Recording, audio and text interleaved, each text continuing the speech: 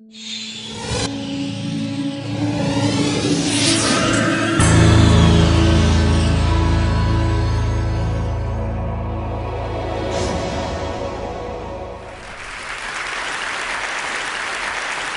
are losing our listening.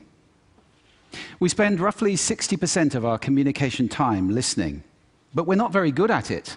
We retain just 25% of what we hear. Now, not you, not this talk, but that is generally true.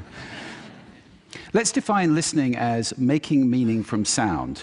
It's a mental process, and it's a process of extraction.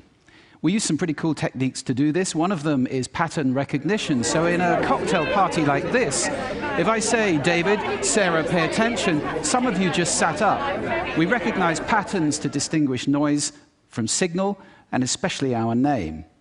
Differencing is another technique we use. If I left this pink noise on for more than a couple of minutes, you would literally cease to hear it. We listen to differences, we discount sounds that remain the same. And then there is a whole range of filters. These filters take us from all sound down to what we pay attention to. Most people are entirely unconscious of these filters, but they actually create our reality in a way because they tell us what we're paying attention to right now. I'll give you one example of that. Intention is very important in sound, in listening. When I married my wife, I promised her that I would listen to her every day as if for the first time. Now that's something I fall short of on a daily basis.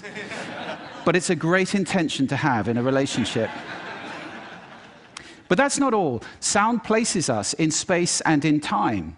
If you close your eyes right now in this room, you're aware of the size of the room from the reverberation and the bouncing of the sound off the surfaces. And you're aware of how many people are around you because of the micro noises you're receiving. And sound places us in time as well, because sound always has time embedded in it. In fact, I would suggest that our listening is the main way that we experience the flow of time from past to future. So, sonority is time and meaning, a great quote. I said at the beginning, we're losing our listening. Why did I say that? Well, there are a lot of reasons for this. First of all, we invented ways of recording. First, writing, then audio recording, and now video recording as well. The premium on accurate and careful listening has simply disappeared. Secondly, the world is now so noisy. With this cacophony going on visually and auditorily, it's just hard to listen. It's tiring to listen. Many people take refuge in headphones, but they turn big public spaces like this, shared soundscapes, into millions of tiny little personal sound bubbles. In this scenario, nobody's listening to anybody. We're becoming impatient. We don't want oratory anymore, we want sound bites. And the art of conversation is being replaced, dangerously, I think, by personal broadcasting. I don't know how much listening there is in this conversation, which is sadly very common, especially in the UK. We're becoming desensitized. Our media have to scream at us with these kind of headlines in order to get our attention. And that means it's harder for us to pay attention to the quiet, the subtle, the understated.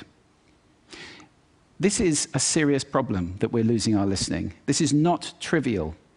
Because listening is our access to understanding. Conscious listening always creates understanding. And only without conscious listening can these things happen. A world where we don't listen to each other at all is a very scary place indeed. So I'd like to share with you 5 simple exercises, tools you can take away with you to improve your own conscious listening. Would you like that? Yes. Good. The first one is silence.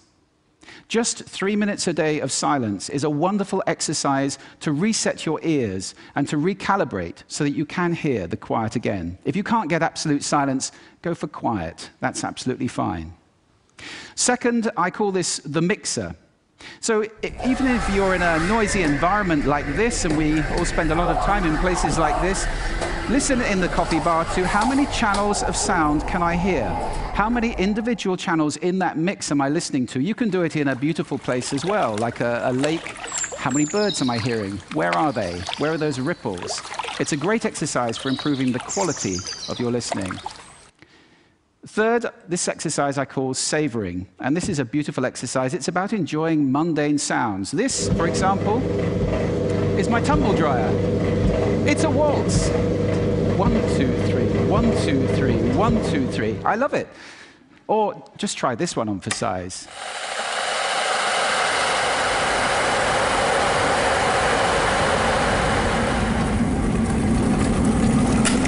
Wow! So mundane sounds can be really interesting if you pay attention. I call that the hidden choir. It's around us all the time. The next exercise is probably the most important of all of these. If you just take one thing away, this is listening positions. The idea that you can move your listening position to what's appropriate to what you're listening to. This is playing with those filters. You remember I gave you those filters at the beginning? It's starting to play with them as levers, to get conscious about them and to move to different places. These are just some of the listening positions or scales of listening positions that you can use. There are many. Have fun with that. It's very exciting. And finally, an acronym. You can use this in listening, in communication. If you're in any one of those roles, and I think that probably is everybody who's listening to this talk. The acronym is RASA, which is the Sanskrit word for juice or essence. And RASA stands for receive, which means pay attention to the person, appreciate, making little noises like, oh, okay. Summarize, the word so is very important in communication. And ask questions afterwards. Now, sound is my passion, it's my life. I wrote a whole book about it, so I live to listen. That's too much to ask for most people. But I believe that every human being needs to listen consciously in order to live fully. Connected in space and in time to the physical world around us, connected in understanding to each other, not to mention spiritually connected, because every spiritual path I know of has listening and contemplation at its heart. That's why we need to teach listening in our schools as a skill. Why is it not taught? It's crazy. And if we can teach listening in our schools, we can take our listening off that slippery slope to that dangerous, scary world that I talked about and move it to a place where everybody is consciously listening all the time, or at least capable of doing it. Now, I don't know how to do that, but this is TED. And I think the TED community is capable of anything.